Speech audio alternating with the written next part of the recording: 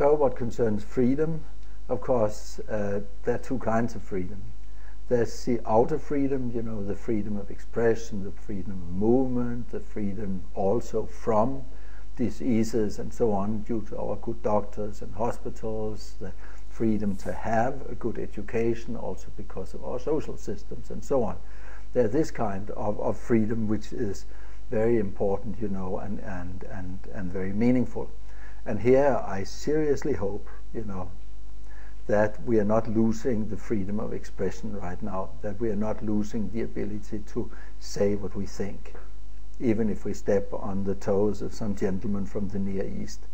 I really who like to beat their wives or stone them, whatever else they do, right? I mean, I really think, you know, what our freedom is more important than whether some gentlemen are happy about what we say or not say, because this is the greatest thing we have. If the freedom of speech goes, every freedom goes. Everything is gone. We are back in the Middle Ages. Everything we fought for, everything our philosophers and dreamers fought for, we threw out the window for some people who come here, you know, and don't want to be like us, want us to become like them, right? So that's one thing. So that is the outer freedom. Let's be happy we have it. And the inner freedom is then actually what Professor Viktor Frankl expressed in the way that between the experience and the reaction, we have a choice. We express it, so my Polish students have put it out in a wonderful t-shirt with a gruff-looking dog looking like a backhoe. And it actually, you know, and what it says is, big dogs don't need to bark, right? And this freedom to really set our own rules, to say, I play in the first division, I don't play in the second and third and fourth, you know, and all this.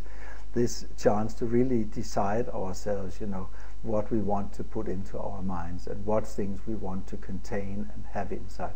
This is exceedingly important. You know, this is the greatest freedom. And also here, the freedom from things. You know, we always thought freedom, oh, you can have any religion or view that you want, you know, but also the freedom to not have any of that. You know, if you look at history and you see they did this, that, and the other thing, I do not want to be a part of that. You know, I will not have anything to do with that.